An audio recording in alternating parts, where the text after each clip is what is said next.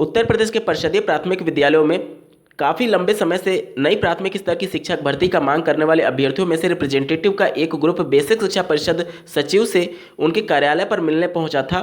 Committee की report में कितने पदों पर शिक्षक भर्ती के बारे में जिक्र किया गया है, या फिर प्रदेश सरकार आचार संहिता से पहले शिक्षक भर्ती देने जा रही है अथवा नहीं, कब तक विज्ञापन जारी होगा, और साथ ही साथ 69,000 सहायक अध्यापकों की भर्ती में क्या कुछ नया चल रहा है जिसका पूरी तरीके से प्रभाव आने वाली शिक्षक भर्ती पर भी पड़ने वाला है। अंत तक बने रहिएगा अगर आप भी इस पूरे मुद्दे से प्रभावित हो रहे हैं। नमस्कार दोस्तों, मेरा नाम है नीरज और आप देख रहे हैं कैरियर बिट यूट्यूब चैनल। अगर आप इस चैनल पर पहली बार विजिट कर रहे हैं तो इसको सब्सक्राइब करते हुए बेल आइकन को प्रेस करना ना भूलें। सबसे पहले बात करेंगे 69,000 मामले को लेकर के, क्योंकि जो 17,000 पदों पर माननीय बेसिक शिक्षा मंत्री जी के द्वारा शिक्षक भर्ती की घोषणा के संदर्भ में प्रेस विज्ञप्ति जारी की गई थी। निश्चित तौर पर 69,000 का दबाव ही था कि 6,000 उसमें जोड़ करके और 17,000 पदों पर नई शिक्षक भर्ती जारी करके सभी मुद्दों को वो एक साथ समाप्त करना चाहते थे, लेकिन मामला पड़ गया उल्टा।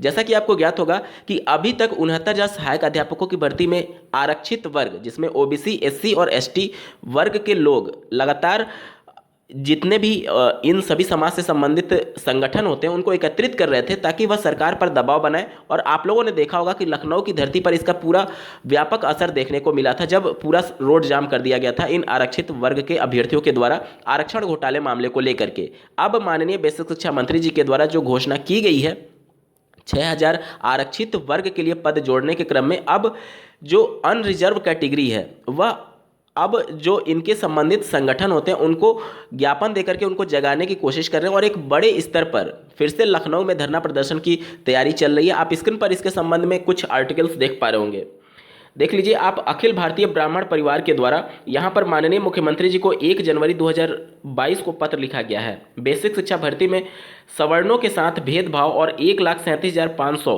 भर्ती के अंतर्गत 69,000 भर्ती में पूर्व भर्ती के 23,000 पदों को जोड़ने के संदर्भ में इसमें यही आरोप लगाया गया है कि जो 6,000 पद सिर्फ ओबीसी, एससी, एसटी के लिए दिए जा रहे हैं, इससे जो अनरिजर्व कैटेगरी है उनके अधिकारों का हनन हो रहा है, ऐसा प्रतीत हो रहा है।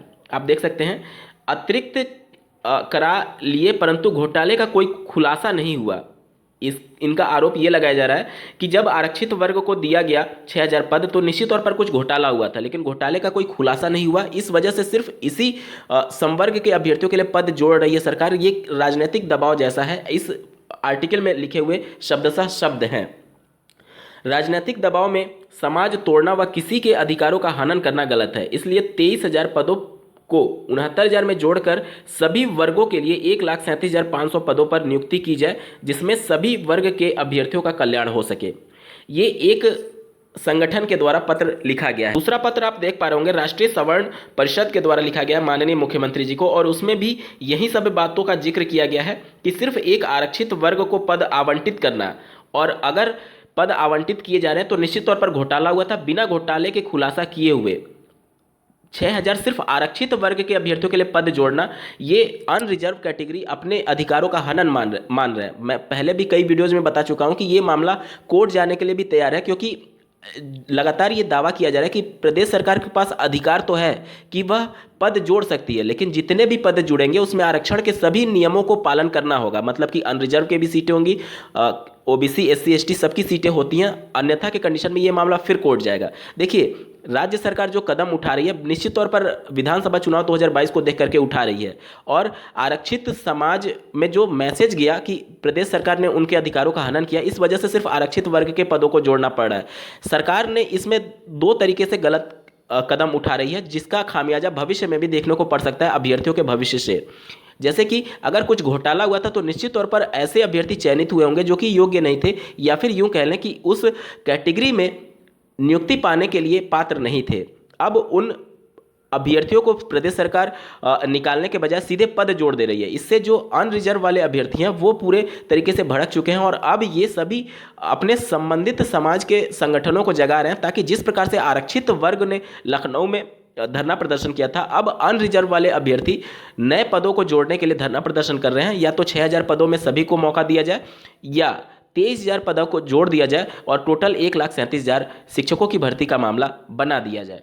इसके अलावा एक और पार्टी के द्वारा माननीय मुख्यमंत्री जी को पत्र लिखा गया है, जिसकी कॉपी आप स्क्रीन पर देख पा रहे हैं। जिस प्रकार से मामले बढ़ रहे हैं, स्वर्ण समाज भी अपने लिए सीटों को जोड़ने की मांग कर रहा है। अब अगर प्रदेश सरकार फिर से दबाव में आ गई, क्योंकि देखिए उत्तर प्रदेश में जो राजनीति चलती है वो पूरी तरीके से जातिवाद पर आधारित होती है।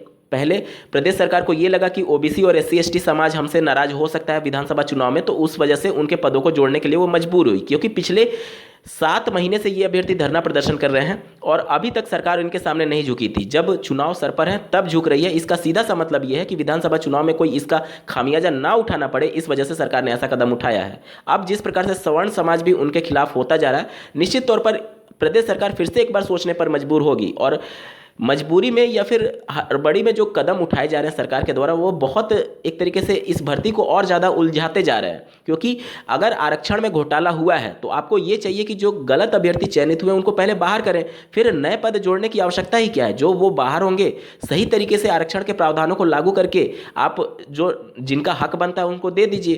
तो घोटाला भी हुआ है और आप पद जोड़ करके और ज़्यादा उसमें विसंगति कर रहे हैं। वहीं 17,000 पदों पर शिक्षक भर्ती की जो बात हो रही है वो आचार संहिता से पहले आएगा या फिर बाद आएगा, इसके बारे में भी अभ्यर्थियों ने सोशल मीडिया साइट्स पर यह सूचना दी है कि अभी तक जो अधिकारी हैं वो स्पष्ट नहीं बता पा रहे हैं कि कब इसका विज्ञापन जारी होगा। साथ ही साथ जो 69,000 सहायक अध्यापकों की भर्ती के मामले से संबंधित अभ्यर्थी हैं, उनका जो फाइनल 6,000 का अंतिम लिस्ट है वो दिनांक 3 जनवरी 2022 को पब्लिश होने वाला है वेबसाइट पर। और 3 जनवरी 2022 को ही नई प्राथमिक स्तर की शिक्षक भर्ती मांग करने वाले अभ्यर्थी लखनऊ के इको गार्डन में फिर से बड़े स्तर पर धरना प्रदर्शन करने वाले हैं। जिस प्रकार से आपने देखा था 28 दिसंबर 2021 को अभ्यर्थियों ने बड़ी संख्या में उपस्थित होकर के हजारों की संख्या में लखनऊ के इको गार्डन में उपस्थित थे। उससे ज़्यादा भीड़ अभ्यर्थी इस बार 3 जनवरी 2022 को इकट्ठा होने वाले हैं नई प्राथमिक स्तर की शिक्षक भर्ती मांग के साथ। साथ ही जो 69,000 से संबंधित अभ्यर्थी हैं वो भी लगातार इस मामले को शांत होने देना नहीं चाहते हैं। उनका स्पष्ट तौर पर आरोप यह है कि अगर प्रदेश सरकार 27% और 21% के सभी प्रावधानों को लागू किए बिना एक भी पद कम करती है तो फिर से आंदोलन जारी किया जाएगा। तो कहीं ना कहीं कल का जो दिन है वो 69,000 सहायक अध्यापकों की भर्ती और नई प्राथमिक स्तर की शिक्षक भर्ती दोनों के लिए बहुत ही ज़्यादा महत्वपूर्ण है और दोनों से संबंधित अभ्यर्थी कल लखनऊ के इको गार्डन में उपस्थित होने वाले हैं। अब देखना होगा कि किसके मुद्दों को सरकार ज़्यादा गंभीरता से लेती है। हालांकि 69,000 सहायक अध्यापकों की भर्ती में जो 6,000 पदों को जोड़ने की बात माननीय बेसिक शिक्षा मंत्री जी ने कहा था, उसके बाद उन्होंने ये भी स्टेटमेंट दिया था कि ये शुरुआती आंकड़े हैं, जब एनआईसी के द्वारा सीटों का आवंटन किया जाएगा और तब पता चलेगा कि कितनी विसंगति थी, उसके अनुसार यानी सीटों की संख्या बढ़ सकती है। अब अभ्यर्थी लगातार ये मांग कर रहे हैं कि हमें सीटों की संख्या 27% और 21% के अनुसार चाहिए। अब इन सब के बाद से कल का दिन बहुत ही ज़्यादा महत्वपूर्ण है, ना सिर्फ 69,000 के लिए बल्कि नई प्राथमिक स्तर की शिक्षक भर्ती मांग करने वाले अभ्यर्थियों के लिए भी। इस वीडियो को देखने के लिए आपका बहुत बहुत धन्यवाद। भगवान करे आपका दिन शुभ हो।